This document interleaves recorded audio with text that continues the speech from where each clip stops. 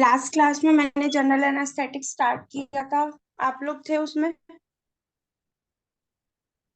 तो थोड़ा रिव्यू कर ले। आप में से कोई भी स्टूडेंट था उस क्लास में तो थोड़ा सा मैं रिव्यू कर लेती हूँ उसको। No ma'am. कोई भी नहीं था।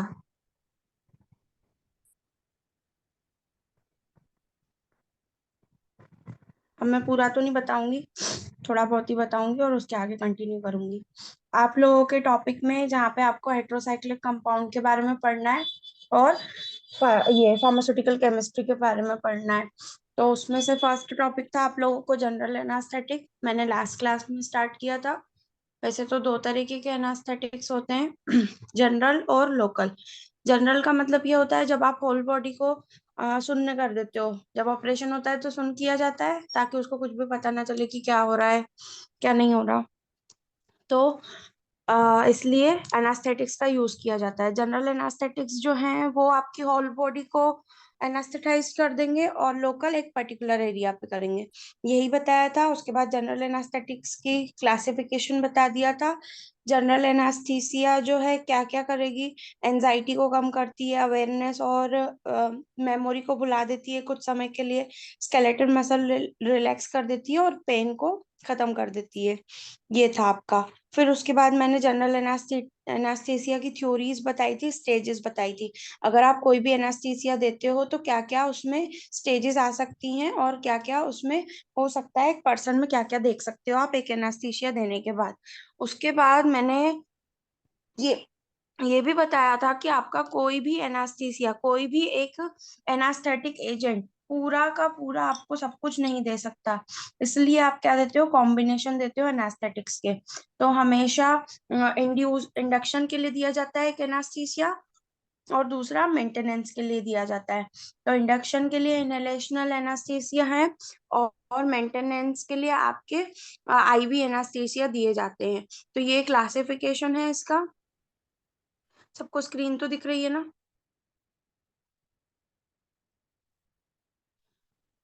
स्क्रीन दिख रही है सबको? Yes ma'am. ठीक है। तो दो तरीके से क्लासिफिकेशन किया गया है एनास्थेटिक्स एजेंट का। एक इनहेलेशनल, दूसरा इंट्रावेनस। इनहेलेशनल में गैस है। अगर गैस के थ्रू दे रहे हो तो उसमें एक ही एनास्थेटिक एजेंट है, नाइट्रस ऑक्साइड। तो इसका अगर आपको फॉर्मूला लिखना रहेगा तो आप क्या दे दोगे, N2O लिख लोगे। आपको केमिस्ट्री में स्ट्रक्चर भी बताने हैं तो इसका फॉर्मूला क्या लिख दोगे, नॉर्मल सा फॉर्मूला है N2O। उसके बाद लिक्विड्स में कौन कौन से हैं? देसी देसी से याद करोगे, डेसफ्लूरेन, ईथर, सेवोफ्लूरेन, हेलोथेन, आइसोफ्लूरेन और एनफ्लूरेन। ये आपके लिक्विड है। इसको अगर याद करना है तो एक ट्रिक है, लिक्विड देसी, देसी से याद करना है। डेसफ्लूरेन, ईथर, सेवोफ्लूरेन, हेलोथेन, आइसोफ्लूरेन और एनफ्लूरेन। फिर उसके बाद बेटा इंड्यूसिंग एजेंट है एक, इंट्रावेनस भी दिया जाता है इंड्यूसिंग एजेंट में। ईपीएमटी से याद करना है आपको। पीएमटी के एग्जाम्स होते हैं जिसको नीट से अब कर दिया गया है, प्री मेडिकल टेस्ट, ऐसे याद कर लेना। ईपीएमटी, इटोमिडेट, प्रोपोफॉल, मिथोएक्सिटोन सोडियम और थायोपेंटन सोडियम। ये आपके लिक्विड्स हो गए। उसके बाद स्लोअर एक्टिंग एजेंट। बेटा जितना स्लो कोई भी ड्रग काम करेगी उतने लंबे समय तक वो एक्शन देगी। तो इसमें बेंजोडाइजापीन्स है। बेंजोडाइजापीन्स आपको एंटी एंजाइटी में भी मिल जाएंगे, आपको बेंजोडाइ मतलब सेडेटिव हिप्नोटिक में भी मिल जाएगा। तो इसका स्ट्रक्चर अपन थोड़ा बहुत सेडेटिव हिप्नोटिक में देखेंगे। सेडेटिव हिप्नोटिक होते क्या है वो नेक्स्ट टॉपिक ही है आपका। मैं थोड़ा बहुत उसके बारे में जनरल इंट्रोडक्शन आज दे दूंगी। स्लोअर एक्टिंग ड्रग्स में बेंजोडाइजापीन्स। बेटा बेंजोडाइजापीन्स एक क्लास है।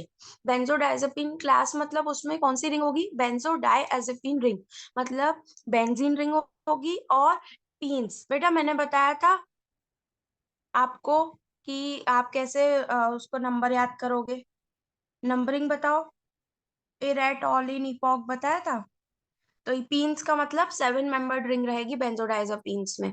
डिसोसिएटिव एनास्थेसिया में क्या आ जाता है आपका, कीटामीन। ठीक है। उसके बाद ओपियोइड एनाल्जेसिक्स। बेटा एनाल्जेसिक्स क्यों यूज करोगे, आपको कोई भी ऑपरेशन हुआ है तो उस आप ऑपरेशन करा रहे हो तो उस जगह पे आपको दर्द है, तो आप क्या दोगे वहां पे? एनाल्जेसिक्स दोगे, पेन किलर्स दोगे। तो ओपियोइड एनाल्जेसिक्स दिया जाता है फेंटानिल, और फेंटानिल का कोई भी रिलेटेड ड्रग होगा तो वो दिए जाते हैं। तो ड्रग्स जो हैं जनरल एनास्थेटिक की दो तरीके से क्लासिफाई की गई हैं, इनहेलेशनल, इंट्रावेनस। टॉपिक लिखोगे तो पहले इंट्रोडक्शन देना, स्टेजेस देना, फिर बेसिक टर्मिनोलॉजी लिखना कि तीन तरीके से उसको कंप्लीट किया जाता है, देन उसका क्लासिफिकेशन लिखना। N2O के बारे में लास्ट टाइम बता के गई थी कि N2O है क्या। N2O जो है गुड एनाल्जेसिक है, मतलब दर्द तो कम कर देता है, बट एनास्थेटिक जो एनास्थीसिया का आना चाहिए, एनास्थीसिया का मतलब काम होना चाहिए कि आपको बिल्कुल कुछ भी पता ना चले और आपका ऑपरेशन हो जाए, वो इसमें प्रॉपर्टी अच्छी नहीं है। तो उसको आपको कॉम्बिनेशन में देना पड़ेगा। इसका वन सेट ऑफ एक्शन जो है क्विक रहता है, मतलब जैसे ही आप देते हो पेशेंट का दर्द कम हो जाता है, और रिकवरी जो है रैपिड हो जाती है। क्यों? क्योंकि इसकी ब्लड में सॉल्युबिलिटी कम है। ब्लड में अगर वो ज्यादा देर तक रहेगा तो उसका जो एक्शन रहेगा वो लंबे समय तक रहेगा, बट इसकी ब्लड में सॉल्युबिलिटी कम है, तो जितना जितना सॉल्युबल होगा उतना एक्शन देगा। इसलिए इसका एक्शन क्या है? फास्ट है, स्मूथ रिकवरी है, रैपिड रिकवरी है, बट इसकी मतलब रिकवरी जो है जल्दी हो जाएगी क्योंकि इसकी लो सॉल्युबिलिटी है ब्लड में। उसके बाद बेटा इसका मिनिमम एल्वोलाय कंसंट्रेशन ज्यादा है। मिनिमम एल्वोलाय कंसंट्रेशन का मतलब कि वो अपना एक्शन 50% इंडिविजुअल में कैसा दे रहा है, अच्छा दे रहा है कि कम दे रहा है। तो इसका मिनिमम एल्वोलाय कंसंट्रेशन अच्छा रहता है, मैक्सिमम रहता है। कैरियर गैस की तरह यूज किया जाता है, मतलब जब आपको कोई भी एनास्थीसिया इनहेलेशनल स्टार्ट करना है तो इसको आप एक कैरियर गैस की तरह यूज कर सकते हो जब आपको एनास्थीसिया एनास्थेटिक एजेंट को शुरुआत करनी होगी। तो इसके दो कंसंट्रेशन दे सकते हो आप। N2O को आप अगर ऑक्सीजन के साथ मिला सकते हो तो ये क्या है? जनरल एनास्थीसिया है, उसके साथ मसल रिलैक्सेंट प्रॉपर्टी है। बट जब आप इसको एंटोनॉक्स मीन्स 50% N2O और 50% ऑक्सीजन मिला देते हो तो उसको क्या बोला जाता है? एंटोनॉक्स। कभी भी कोई एनास्थीसिया दे रहा होगा तो बोल देगा एंटोनॉक्स दे दो, मतलब वहां पे उसको क्या करना है? 50% नाइट्रस ऑक्साइड होना चाहिए और 50% ऑक्सीजन होनी चाहिए। उसके बाद इसके साथ प्रॉब्लम क्या है? डिफ्यूजन हाइपोक्सिया और सेकंड गैस इफेक्ट। क्या होता है बेटा? जैसे ही सडन जब आप इसका ब्लड गैस को खत्म करते हो, जैसे ये गैस है, आपके ब्लड में भी एक गैस घूम रही है ऑक्सीजन, जब आप इसका डिसकंटिन्यूएशन करते हो, मतलब कि जैसे ही अब हो गया आपका काम हो गया, तो अब काम हो गया तो आप N2O देना बंद कर दोगे। तो जब N2O देना बंद कर देते हो तो दो N2O के साथ प्रॉब्लम है, एक तो डिफ्यूजन हाइपोक्सिया और दूसरा सेकंड गैस इफेक्ट। तो डिफ्यूजन हाइपोक्सिया में क्या होता है? जो आपका ब्लड में ऑक्सीजन का लेवल है N2O के साथ साथ वो भी कम होता जाता है, तो आपके बॉडी में ऑक्सीजन की कमी हो जाएगी। दूसरा second gas effect. Second gas effect का मतलब ये होता है ऑक्सीजन जल्दी जल्दी खत्म होता जाता है, N2O रह जाता है। तो यही हो जाता है कि एक गैस का इफेक्ट बढ़ जाना। तो यहाँ पे दो प्रॉब्लम है N2O के साथ, पहला डिफ्यूजन हाइपोक्सिया, दूसरा सेकंड गैस इफेक्ट। अब आपकी दूसरी ड्रग है हेलोथेन। हेलोथेन किसमें पढ़ी अपन ने? लिक्विड्स में। देसी, ठीक है, डेसफ्लूरेन, ईथर, सेवोफ्लूरेन, हेलोथेन। तो हेलोथेन क्या है आपका? एक लिक्विड है जो कि आप किस तरीके से यूज कर सकते हो? इनहेलेशनल एनास्थीसिया की तरह यूज कर सकते हो। तो हेलोथेन का काम क्या है?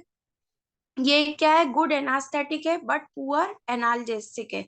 N2O क्या था? आपका दर्द तो अच्छा कम कर रहा था बट एनास्थेटिक अच्छा नहीं था। वहीं अगर मैं हेलोथेन की बात करूंगी तो ये क्या है? एक एनास्थेटिक एजेंट अच्छा है, बट इसकी जो एनाल्जेसिया प्रॉपर्टी है, दर्द कम करने की प्रॉपर्टी है, वो बहुत कम है। नॉन एक्सप्लोसिव इन नेचर है। बेटा अगर आप ईथर का यूज करते हो तो ईथर जो है एक्सप्लोसिव होता है। एक्सप्लोसिव का मतलब जैसे बम फूटता है ना, वैसे हो सकता है कि वहां पे ऐसे चांसेस हो जाते हैं। तो ये जो आपका हेलोथेन है वो नॉन एक्सप्लोसिव इन नेचर है। उसके बाद हाई टोकोलाइटिक इफेक्ट। टोकोलाइटिक इफेक्ट का मतलब रहता है कि वो आपको मतलब अच्छा एनास्थीसिया प्रोवाइड करेगा और ये सेफ रहता है चिल्ड्रंस में। आप बेटा यहीं से ही हेलोथेन से ही इसका याद कर सकते हो, इसको मैं कल बताऊंगी। हेलोथेन ही ट्रिक में ही पूरे के पूरे इसके यूजेस आ जाएंगे। गुड एनास्थेटिक है, पुअर एनाल्जेसिक है, ये सब कुछ इसी में ही है।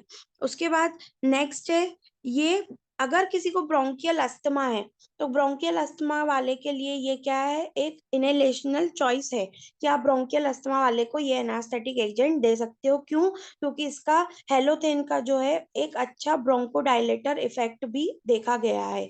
इसके एडवर्स इफेक्ट क्या है बेटा? आपका हेपेटाइटिस होने के चांसेस है, अगर आप बार बार इसका यूज कर सकते हो। हेपेटाइटिस, हेपा मीन्स क्या होता है, लिवर, और टाइटिस का मीन्स लिवर इन्फ्लामेशन। अब मैलिग्नेंट हाइपरथर्मिया कर सकता है, मीन्स आपके ब्रेन में फीवर, जो आपका फीवर है वो मतलब ब्रेन तक पहुंच सकता है। चिल रिएक्शन मतलब ठंड लग के बुखार आना, वो कब कब आएगा इंसान। उसके बाद ऑर्थोस्टैटिक हाइपोटेंशन, बेटा सडन हाइपोटेंशन होने लगेगा और स्टैटिक कंडीशन बनी रहेगी कि कम हुआ है तो वो कम ही रहेगा। ये क्या करता है, हार्ट को सेंटेसाइज मतलब सेंसिटाइज कर देगा, किसके लिए? अर्थमोजेनिक एक्शन ऑफ कैटेकोलामाइंस। ये क्या करता है, जैसे किसी को मतलब अब वो है, आप बोल सकते हो हार्ट से रिलेटेड प्रॉब्लम है, तो उनको ये ड्रग दिया जाता है, फियोक्रोमोसाइटोमा की प्रॉब्लम रहती है ना, तो उनके लिए दिया जाता है। मीन्स वहां पे कैटेकोलामाइंस का रिलीज करेगा। कैटेकोलामाइंस जो है आपके एड्रिनर्जिक कोलिनर्जिक सिस्टम से ही रिलेटेड है, अमीन्स का रिलीज करवाना, तो ये उसमें भी मदद करता है। तो ये मैं आपको हेलोथेन वाला जो ट्रिक है उसमें ही पूरे में इसके यूजेस बता दूंगी, पर मैं कल इसको लिख पाऊंगी, या मैं लिख के उसको सेंड कर दूंगी। कीटामीन, कीटामीन भी एक गुड एनास्थेटिक एजेंट है। कीटामीन किस में था बेटा? कीटामीन जो है आपका डिसोसिएटिव एनास्थीसिया है। डिसोसिएटिव एनास्थीसिया में एक ही है कीटामीन। ये क्या करता है, ये इसका जो हेल्यूसिनोजेनिक एक्शन, बेटा हेल्यूसिनोजेनिक एक्शन, आप किसी को सुन्न कर देते हो, मीन्स उसको कुछ पता नहीं चलता है, आप उसको, आप उसके सामने कुछ रख भी दोगे तो उसको कुछ भी नहीं पता। फेनसाइक्लिडिन एक ड्रग है, उसी की तरह ही कीटामीन। बेटा फेनसाइक्लिडिन दूसरी क्लास के ड्रग है, बट इसका अगर मैं हेल्यूसिनोजेनिक एक्शन बोलूँ तो वो किसकी तरह है, एक ड्रग की तरह है, फेनसाइक्लिडिन।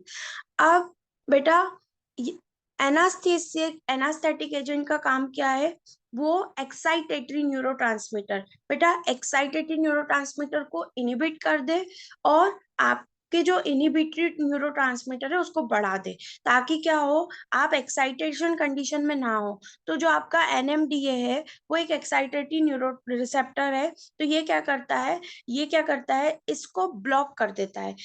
Receptors of glutamate at thalamocortical junction, बेटा ये आपके ब्रेन में प्रेजेंट होता है थैलेमस में, तो जहां पे थैलेमोकॉर्टियल जंक्शन होगा ये उस एनएमडीए रिसेप्टर को ब्लॉक कर देगा, और आपके जो भी आपके इनिबिटरी न्यूरोट्रांसमीटर है जैसे कि गाबा, उसका एक्शन बढ़ा देगा। अब ये क्या है, स्ट्रॉन्ग एनाल्जेसिक एजेंट है, बट इसमें मसल रिलैक्सेंट प्रॉपर्टी नहीं है। तीन चीजें पढ़ ली अपन ने। एन में गुड एनाल्जेसिक है, बट आपका एनास्थेटिक अच्छा नहीं है। हेलोथेन गुड एनास्थेटिक है, बट उसका दर्द कम करने की क्षमता उसकी अच्छी नहीं है। यही इसकी बात करूं तो ये अच्छा एनाल्जेसिक है, बट मसल जो रिलैक्स होनी चाहिए वो नहीं हो पाती इसमें। ये एक डिसोसिएटिव एनास्थेसिया की तरह प्रोड्यूस, मतलब आप क्या करते हो, डिसोसिएट, मतलब जैसे कि हो सकता है कि आपने एक एनास्थेसिया दिया है, वो कम पड़ जाए, तो उसकी जगह आप क्या करते हो, साइड में आपको दो एक चलाना ही पड़ता है मेंटेनेंस करने के लिए, तो यहाँ पे आप विटामिन का यूज कर सकते हो। ये आप खाना खाने की एक आध ड्रग हो सकती है, कब दे सकते हो कब नहीं दे सकते हो, ये आफ्टर मील दे सकते हो। ये एक पावरफुल ब्रोंकोडाइलेटर एजेंट है, ऊपर वाला भी अच्छा ब्रोंकोडाइलेटर एजेंट था। दोनों ही, अगर किसी को ब्रोंकियल अस्थमा है तो आप उसको दे सकते हो। तो आप इसको किसमें यूज कर सकते हो, आईवी एजेंट की तरह यूज कर सकते हो अगर किसी को ब्रोंकियल अस्थमा है। ठीक है, ये एक इनहेलेशनल एनास्थेटिक एजेंट की तरह यूज किया जाता है जिसको ब्रोंकियल अस्थमा है। बेटा दो चीजें दे देगा ये, ब्रोंकोडायलेटर एक्शन भी दे देगा तो उसको सांस लेने में भी दिक्कत नहीं होगी, और दूसरा आपकी एनास्थेटिक प्रॉपर्टी भी दे देगा। मैम ठीक है, ब्रोंकाइल आप अस्थमा कौन सा होता है अगर, मैम? क्या हुआ बेटा? ये ब्रोंकियल अस्थमा कौन सा होता है मैम? बेटा ब्रोंकियल अस्थमा में क्या होता है, जब पेशेंट सांस लेने में दिक्कत हो जाती है, ओल्ड एज पेशेंट को देखा है आपने, उनके हम्म। लंग्स में दिक्कत होने लगती है जब वो प्रॉपर सांस नहीं ले पाते, तो उसको क्या बोला जाता है, ब्रोंकियल्स में जो स्वेलिंग प्रॉपर्टी होनी चाहिए, जो कैपेसिटी होती है लंग कैपेसिटी, वो कम हो जाती है। तो ब्रोंकियल अस्थमा अगर है किसी को, तो ब्रोंको डायलेटर का मतलब बेटा कोई चीज जितना डायलेट होगी, फुग्गा जितना डायलेट होगा उतनी हवा चली जाएगी। तो जितनी आप वेसल्स को वहां की डायलेट करोगे उतनी हवा चली जाएगी। तो ये कीटामीन आपको एनास्थेटिक प्रॉपर्टी भी दे रहा है, दूसरा ब्रोंकोडायलेटर प्रॉपर्टी भी दे रहा है। तो ये आप उन पेशेंट में यूज कर सकते हो ना जिनको अस्थमा की दिक्कत होगी। समझ में आया? और कीटामीन जो मैम है समझ में तो बच्चों आ रहा, बट में। थोड़ा धीरे धीरे। बोलो बोलो, क्या प्रॉब्लम हो रही है? मैम थोड़ा केमिस्ट्री समझ में धीरे धीरे समझ में आएगी, इसलिए पूछेंगे थोड़ा स्लोली स्लोली मैडम, धीरे धीरे बढ़ाया करो थोड़ा। बेटा, तेज पढ़ाने से मैम ये समझ में नहीं आती। केमिस्ट्री पार्ट तो आया ही नहीं है, थियोरिटिकल पार्ट है। अच्छा अच्छा। केमिस्ट्री पार्ट तो नीचे है, ये रहा, ये आपको स्ट्रक्चर बनाना पड़ेगा। ये रहा, समझ में आया अब? ठीक है मैम। ये आपको कोई भी टॉपिक आएगा तो आपको उसके बारे में पता तो होना चाहिए। आपको ब्रोंकियल अस्थमा ही नहीं पता, आपको बहुत हम्म सारे बेसिक टर्म क्लियर करने फार्माकोलॉजी के, वही तो। कि डिसीजेस क्या होती हैं, हेपेटो का मतलब क्या होता है। हेपेटो का मतलब नहीं पता मैम। अभी बताया था मैंने, हेपेटाइटिस। अच्छा वो जो, ठीक है। किसमें इन्फ्लामेशन हो जाएगा हेपेटाइटिस में? लीवर में। हम्म। और मैम किडनी को बेसिकली और मैं क्या बोलते हैं? मैथ का स्टूडेंट हूँ, तो मैम थोड़ा मुझे इसका पता नहीं। अच्छा, तो पता इसलिए मैम नहीं है तो आप, एक आप है ना। हाँ बोलो बेटा। इसीलिए मैम मुझे प्रॉब्लम हो रही है थोड़ा केमिस्ट्री में जो आप पढ़ा रहे हो ना, इसलिए इसकी जो टर्म्स है हाँ मेडिकल। हाँ, मेडिकल टर्म्स में दिक्कत हो रही है आपको, चलो ठीक है, मान लिया। बुक उठाते हो, जैसे मैंने लास्ट टाइम जनरल एनास्थेटिक पढ़ाया था, उठाया था। हाँ मैम पढ़ा था मैं। मैम जैसे कि आपने वो केमिकल इसकी जो स्ट्रक्चर्स वगैरह बताई थी मैम, पहले वाली क्लास की मैंने कोशिश करी समझने की, कुछ तो समझ में आई मैडम, कुछ नहीं आई समझ में। ये भी, और इसको जनरली जो हम्म। लोकल एस्थमेटिक और जो जनरल वाला वो भी पढ़ा था मैडम, वो भी समझ में आया था थोड़ा। हाँ, तो जनरल एनास्थेटिक्स क्या करेंगे? जनरल एनास्थेटिक मैडम वो होते हैं जो मतलब जो मेजर सर्जरी के लिए यूज किए जाते हैं ना, किसी बॉडी पार्ट को हम्म। मतलब सुन करने के लिए, उसके लिए होता है मैम। बॉडी पार्ट को नहीं, ये होल बॉडी को ही किसी मतलब सुन बॉडी कर के देगा। किसी मतलब पार्ट, बॉडी के पार्ट को वो मतलब। एक बेटा, सीवियर सर्जरी, अगर किसी की ब्रेन सर्जरी हो रही है, किडनी ट्रांसप्लांट हो हम्म रहा है, तो आप वहां पे जनरल दोगे, लोकल एनास्थेटिक नहीं दोगे वहां पे। हम्म, लोकल जैसे दांत निकाल रहा है कोई, तो वो इंजेक्शन लगा उसके देगा उसके वो। गम्स में। ये होता है। तो ये मैंने अभी आपको ड्रग बताई और ड्रग का यूज और एडवर्स इफेक्ट बताए। अच्छा आप ठीक कोई है। भी ड्रग लिखोगे तो हम्म। आपको क्या करना पड़ेगा, उसका यूज भी बताना पड़ेगा, वो क्या करती है बिल्कुल। क्या नहीं करती, ये भी लिखना ही पड़ेगा उसके उसके इफेक्ट्स बारे में। वगैरह, यूजेस वगैरह लिखने पड़ेंगे, सही है। हाँ।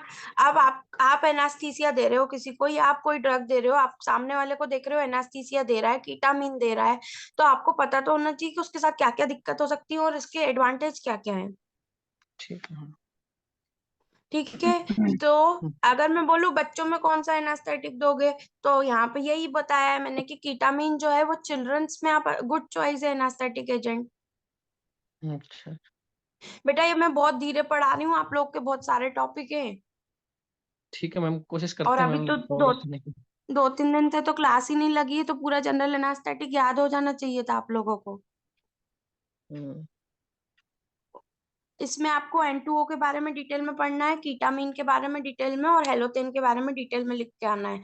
अब सिर्फ मैं आपको ड्रग और उसका वो बता दूं, ये स्ट्रक्चर बता दूं, तो आपका कितना मतलब कंटेंट तो लिखोगे ना, कुछ तो लिखोगे उसके बारे में। हाँ मैम तभी तो नंबर मिलेंगे, अदरवाइज। और क्या, वो देखेगा दो, आपने आपसे 10 नंबर में क्वेश्चन पूछा है, आप 2 पेज लिख के आ रहे हो तो क्या नंबर देगा? हम्म। और एक और चीज, आप लोगों को इसके ब्रांड नेम भी याद करने हैं। जैसे मैं कीटामिन बोल रही हूँ, तो ये किस नाम से मार्केट में अवेलेबल है? कीटामिन हुआ, हेलोथेन हुआ, ईथर हुआ, किस नाम से मार्केट में अवेलेबल है? तो मैं चाहती थी कि आप लोग खुद से लिखो, सर्च कर लो कि कीटामिन का ब्रांड नेम क्या है।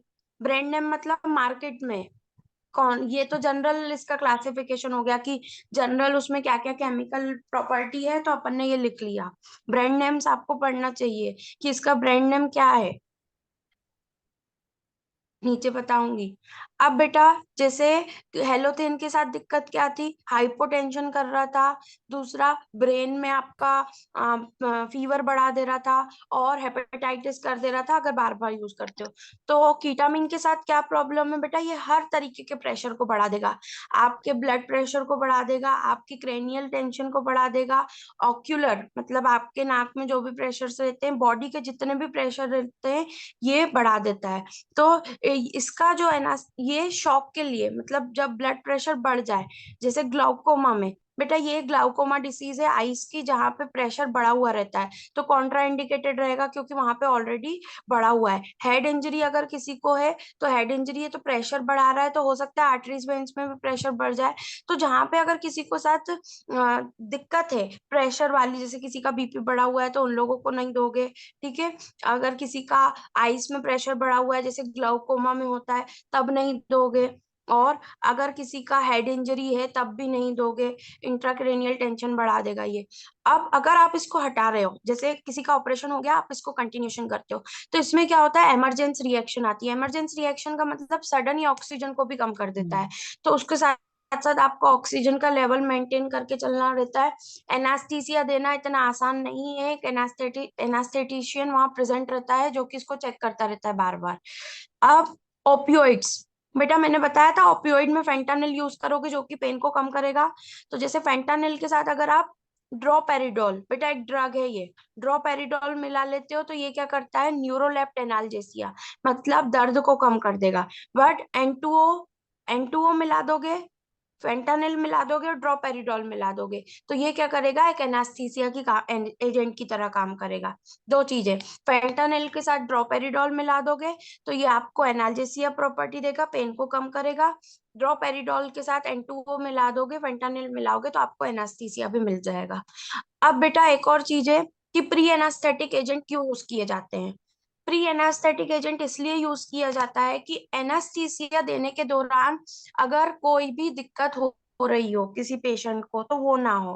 बेटा हो सकता है उसको वॉमिटिंग हो सकता है उसको कि घबराहट हो सकता है वो अपना है ना पेन को कम नहीं कर पा रहा हो, और एसिडिटी बढ़ जाए उससे, क्योंकि आप कुछ खाओगे तो नहीं जब तक ऑपरेशन होगा, तो उसको एसिड को न्यूट्रलाइज करने के लिए भी तो आप दोगे ना।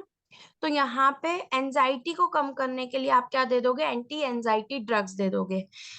एनीशिया एमनीशिया को प्री और पोस्ट इवेंट के लिए।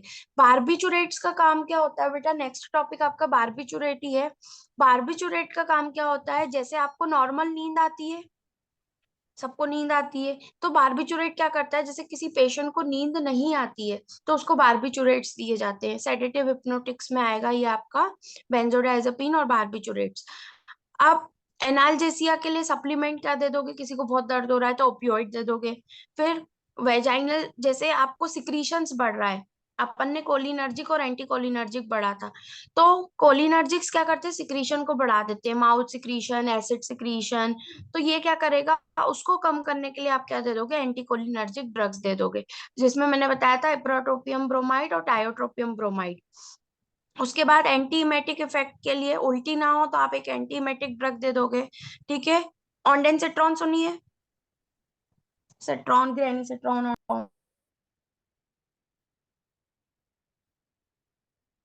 उसके बाद ये एसिडिटी को कम करेगा, प्रोटोन पंप इनिबिटर्स दे दोगे उसमें।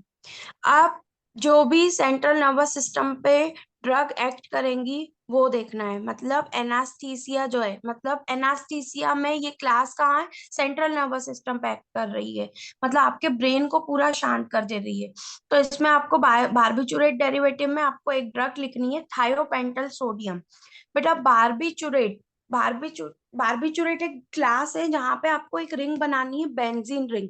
तो बेंजीन रिंग में आप क्या याद कर लोगे, बार बार पिरामिड। बेटा पिरामिड का मतलब बेंजीन में अगर आपका नाइट्रोजन आ जाए, मतलब पिरामिड बताऊंगी मैं ये जब आपको बारबिचुरेट्स पढ़ाऊंगी, तो आपको याद करना रहेगा कि अगर फिर आप पायरिमिडीन आ जाए तो 2 नाइट्रोजन हो जाते हैं 1 और 3 पोजीशन पे। तो आपको यहाँ पे क्या करना है, बारबीचुरेट डेरिवेटिव है, तो बारबीचुरेट डेरिवेटिव में क्या रहती है, पायरिमिडीन रिंग रहती है। तो पायरिमिडीन रिंग में क्या रहेगा, बेंजीन में आप क्या कर लोगे, ऊपर वाला स्ट्रक्चर तो नॉर्मल है, वो नहीं बनाना है आपको। थायोपेंटल सोडियम का स्ट्रक्चर कहाँ है, नीचे। ठीक है। अब यहाँ पे क्या है कि आपको क्या करना रहेगा, बस 1 और 3 पोजीशन पे नाइट्रोजन है। पहला नीचे से गिन लो, जहां पे पहला नाइट्रोजन है, डबल बॉन्ड ओ के पास वाला नाइट्रोजन, पहला नीचे वाला, तीसरा ऊपर वाला हो जाएगा। और क्या बोल रहा है बेटा, सोडियम। थायो मीन्स सल्फर और सोडियम। तो सेकंड पोजीशन पे आपने क्या लगा लिया, NaS। बाकी फिफ्थ पोजीशन फ्री रहती है, तो वहां पे आपको क्या ऐड करना है, नॉर्मल आपको C2H5 इथाइल ऐड करना है। और अगर आपको कुछ और ऐड करना है तो वहां पे आपको दिया जाएगा, थायोपेंटल सोडियम में आपको क्या याद करना है, 4 कार्बन है बेटा, 1 2 3 4। तो ये क्या होगा, ब्यूटेन होगा, पेंटेन होगा, क्या होगा। ब्यूटेन होगा मैडम। ओके। हाँ। तो यहाँ पे आपको याद करना है कि मुझे फिफ्थ पोजीशन पे इथाइल और ब्यूटेन लिखना है। और बेंजीन रिंग में, बेंजीन रिंग की जगह आपको क्या बनानी है, पायरिमिडीन रिंग। पायरिमिडीन रिंग में क्या होता है, बेंजीन में ही पहले और तीसरे पे नाइट्रोजन लग जाता है। बेटा ये H नहीं भी लगाओ तो भी चलेगा, कोई दिक्कत नहीं है। एच क्या है, वैलेंसी कंप्लीट करने के लिए लगाया जाता है। फर्स्ट और थर्ड पोजीशन पे आपका नाइट्रोजन रहेगा। बाकी आप क्या बोल रहे हैं, थायो मीन्स सल्फर और सोडियम। सेकंड पोजीशन पे आपको पूरा नाम में जो जो दिख रहा है आपको वो सब तो लगाना ही है। थायो पेंटल सोडियम, बारबीचुरेट डेरिवेटिव है तो बारबीचुरेट रिंग बनाओगे, बारबीचुरेट में पायरिमिडीन रिंग आ जाती है। पायरिमिडीन रिंग बनाने के बाद आपको पता है कि मुझे सोडियम और आपको सल्फर ऐड करना है, तो यहाँ पे मैंने NaS ऐड कर दिया। बाकी आपको ये याद रखना है कि मुझे एक इथाइल और ब्यूटेन ऐड करना है फिफ्थ पोजीशन पे। तो C2H5 क्या हो जाएगा आपका, इथाइल।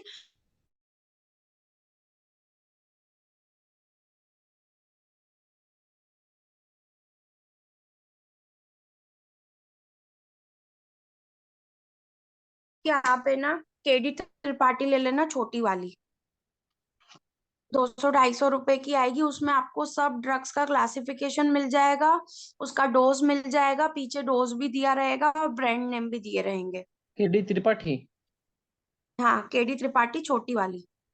बेटा एक बड़ी बुक आती है जिसमें पूरा आपको फार्माकोलॉजी दिया रहेगा, पर वो आप पढ़ नहीं पाओगे। KD त्रिपाठी की मैं उसका फोटो मतलब नेक्स्ट क्लास में दिखा दूंगी। छोटी सी बुक रहती है, 200 250 रुपए की आएगी, आपको पूरा ड्रग्स उसमें मिल जाएगा।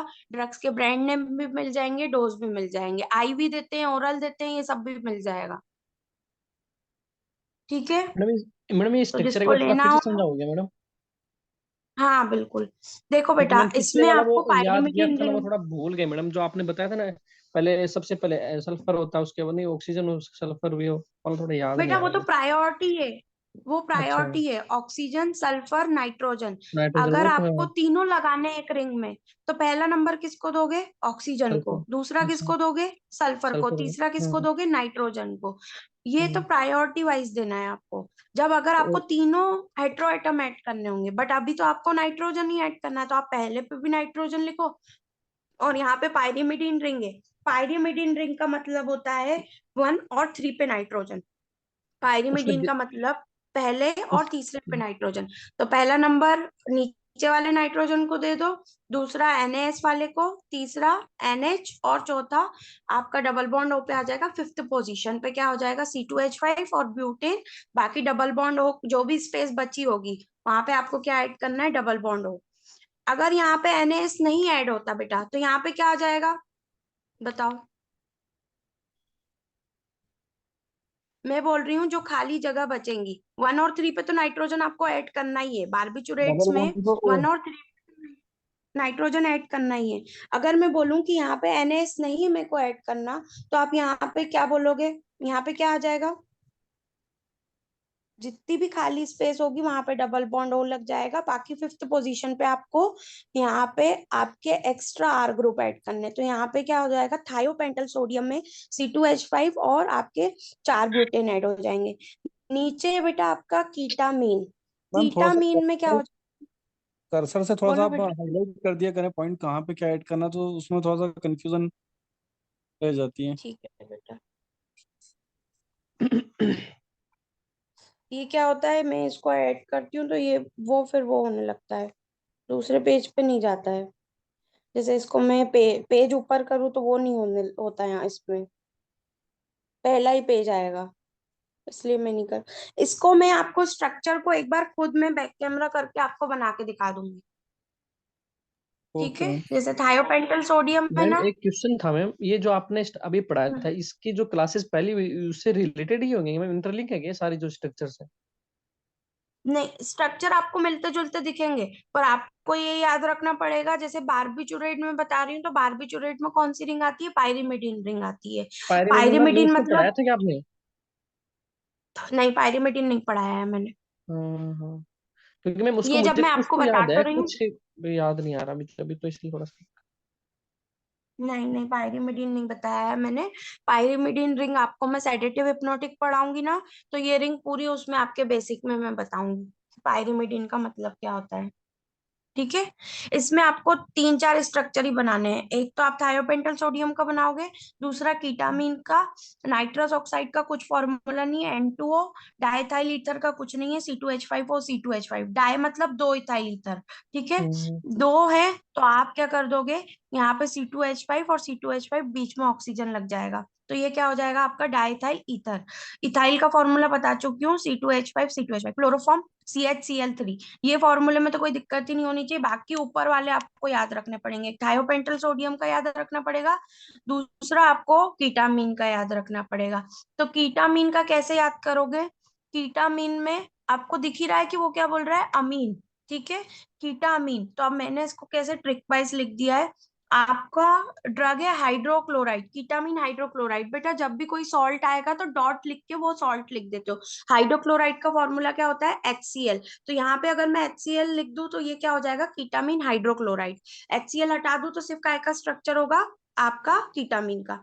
तो साइक्लोन आया था, तो साइक्लोन का मतलब क्या हो जाएगा बेटा, ओन कहीं भी लगाओ तो डबल बॉन्ड O। तो बेंजीन में मैंने नंबरिंग लिखी है अंदर की तरफ 1 2 3 4 5 6, ठीक है। तो डबल बॉन्ड O लगा लोगे फर्स्ट पोजीशन पे, 2 AM। बेटा 2M का मतलब सेकंड पोजीशन पे आपको क्या लगाना है, अमीनो और मिथाइल। बोल रहा है अमीन कीटामीन, तो अमीन NHCH3, तो ये क्या हो जाएगा बेटा आपका अमीन मिथाइल अमीन, ठीक है। कीटामीन में क्या आ जाएगा, मिथाइल अमीन। फिर क्या बोल रहा है, 2M में आया था बंगाल में, तो बंगाल मीन्स आपको क्या ऐड करना है, बेंजीन ऐड करना है और क्लोराइड ऐड करना है। बेटा वहां पे Cl दिख नहीं रहा है, मैंने बेंजीन के पास में Cl ऐड किया हुआ है, जो छोटा सा दिख रहा है, ये Cl दिख रहा है डॉट लगा हुआ है ना? बेटा, ये Cl। हाँ, ये Cl आपका है ना, आप इसको थोड़ा अपना देख के बड़ा बनाना ताकि आपका Cl उसमें क्लियर दिखे। तो कीटामीन का स्ट्रक्चर कैसे याद करोगे, साइक्लोन आया था 2 AM, कहाँ आया था, बंगाल में आया था। और कल, बंगाल में कल मतलब बेंजीन बनाओगे उसमें क्लोराइड बनाओगे, साइक्लोन से बेंजीन से साइक्लोन रिंग बना दोगे। अमीन मतलब 2 AM, तो यहाँ पे क्या हो जाएगा, मिथाइल अमीन। तो ये क्या हो गया, मिथाइल CH3 और अमीन लगा दोगे, दोनों ही सेकंड पोजीशन पे लगेगा। ये आपका हो गया। अब बेटा इसके कम आपको बताना है कि प्रिपरेशन, बेटा तीन तरीके से मार्केट में हर प्रिपरेशन अवेलेबल है, इंडियन फार्माकोपिया, ब्रिटिश फार्माकोपिया और यूनाइटेड स्टेट फार्माकोपिया। बेटा फार्माकोपिया जो है, फार्माकोपिया में हर प्रिपरेशन अवेलेबल है आपका, किस तरीके से कौन सी ड्रग बनी है। तो इसके जो भी आपके हेलोथेन, बेटा मैंने पढ़ाया है हेलोथेन ऊपर, हेलोथेन के प्रिपरेशन क्या क्या है, IP BP USP। तो इसके ऑफिशियल प्रिपरेशन तीनों में दिए हुए हैं, आप इंडियन फार्माकोपिया के अकॉर्डिंग भी बना सकते हो इसको, ब्रिटिश फार्माकोपिया के अकॉर्डिंग। बेटा हर हर लोगों का खाना बनाने का तरीका अलग होता है, कोई पहले चीज कोई सी डालता है, कोई बाद में डालता है, ठीक है। कोई डोज अलग बताएगा। तो ये आपकी ये तीनों बुक है, इंडियन फार्माकोपिया, ब्रिटिश फार्माकोपिया और यूनाइटेड स्टेट फार्माकोपिया, तीनों में ये ऑफिशियल प्रिपरेशन अवेलेबल है। ब्रांड नेम क्या हो जाएगा, हेलोथेन का, फ्लूओथेन और हाइपोथेन, हर चीज का। थायोपेंटल सोडियम का याद कर लेना, कीटामीन का मैंने लिखा नहीं है, और हेलोथेन का याद कर लेना ब्रांड नेम, ठीक है। ये आपका जनरल एनास्थेटिक पूरा टॉपिक कंप्लीट हो गया। मैं चाहती हूँ आप है ना डायरेक्ट PPT से ना पढ़ के आप है ना थोड़ा सा इसके नोट्स बनाए खुद से, मतलब जैसे मैंने लिख के तो दे दिया, आप खुद से भी लिखे उस चीज को। मैम जो आपने पढ़ाया वो तो बुक में रिलेटेड कम ही दे रखा, आपने कम ही बताया, वैसे तो बुक में तो बहुत अलग अलग टाइप के दे रखे हैं मैम। बेटा बुक में मैं सब स्ट्रक्चर बता दूं मुझे कोई दिक्कत नहीं है। जितने भी ऊपर स्ट्रक्चर है ना, ये जो मैंने क्लासिफिकेशन बताया आपको, तो आप इतने स्ट्रक्चर बना लोगे। नहीं मैम, वो तो भी नहीं बना पाएंगे। आपके उसमें आप अपना सिलेबस खोल के देखना, आपको यही 3 ड्रग के स्ट्रक्चर बनाना है। थायोपेंटल सोडियम, कीटामीन, हाइड्रोक्लोराइड और प्रोपोफॉल। प्रोपोफॉल का मैंने इसलिए नहीं बनाया क्योंकि आप लोग बना नहीं पाओगे, इसलिए मैंने जो इजी था, थायोपेंटल सोडियम का इजी था और दूसरा कीटामीन का इजी था। दोनों की मेरे पास ट्रिक भी थी। ये थायोपेंटल सोडियम आपको ये वाली रिंग बारबिचुरेट में भी आएगी, तो आपको दिक्कत नहीं होगी। बाकी नॉर्मल कंटेंट बढ़ाने के लिए मैंने ये 2-3 स्ट्रक्चर और लिख लिए, ताकि आप लोगों को, जैसे N2O डाइथाइल ईथर में कोई स्ट्रक्चर नहीं है, क्लोरोफॉर्म में कोई स्ट्रक्चर नहीं है। बेटा मेरे पास तो बहुत नोट्स है, मैं तो आपको इस टॉपिक को ही 20-25 पेज का लिख के दे दूं। पर आप लोगों के माइंड में क्या जा रहा है? कंटेंट क्वालिटी चाहिए, क्वांटिटी चाहिए? हम्म आप भी तो उतना पढ़ पाओ। मैम, बट पहले पेपर आप क्लियर हो जाना चाहिए, कहने का मतलब है हमें, इससे और कोई नहीं, हमारा एग्जाम क्लियर हो जाना चाहिए बस। क्लियर हो जाएगा। क्या क्लियर नहीं हुआ आपको? जनरल एनास्थेटिक मैंने बता दिया, क्यों यूज करते हो, कौन कौन सी हाँ, ड्रग्स देते हो, क्या उसका स्ट्रक्चर है, क्या उसका एडवर्स इफेक्ट है, क्या उसका आपका ब्रांड नेम है, कौन कौन सी प्रिपरेशंस अवेलेबल हैं। ठीक। मैम मैं क्वेश्चन और था मैम, सेकंड ईयर में भी ये है क्या मैम, केमिस्ट्री? नहीं, ठीक है मैम। सेकंड ईयर में आपको इसका डिटेल पढ़ना है कि अब जैसे मैंने बोला कीटामीन है, तो कीटामीन का काम क्या है, कैसे वो काम कर रही है बॉडी में जाके, वो पढ़ना रहेगा आपको पूरा। जैसे आपने पैरासीटामोल खाई, तो पैरासीटामोल दर्द कम कैसे कर रही है? पता है कैसे करती है कम? नहीं पता। तो ये पढ़ना है आपको सेकंड ईयर में। अभी आपको इसका बेसिक पढ़ना है, क्या केमिस्ट्री है उसकी, ये पढ़ना है आपका। जनरल एनास्थेटिक टॉपिक पूरा कंप्लीट हो गया, कल मैं सेडेटिव हिप्नोटिक स्टार्ट करूंगी। ठीक है? ठीक है। जित जितने भी टॉपिक होते जाएं अपना पढ़ते जाइए, और हो सके टाइम मिले तो खुद से स्ट्रक्चर बना के रख लीजिए हर टॉपिक का। केमिस्ट्री विदाउट प्रैक्टिस कोई भी नहीं कर सकता। रटना नहीं है यहाँ पे, आपको प्रैक्टिस करनी है। एक आध दो ड्रग बताओ जनरल एनास्थेटिक के नाम।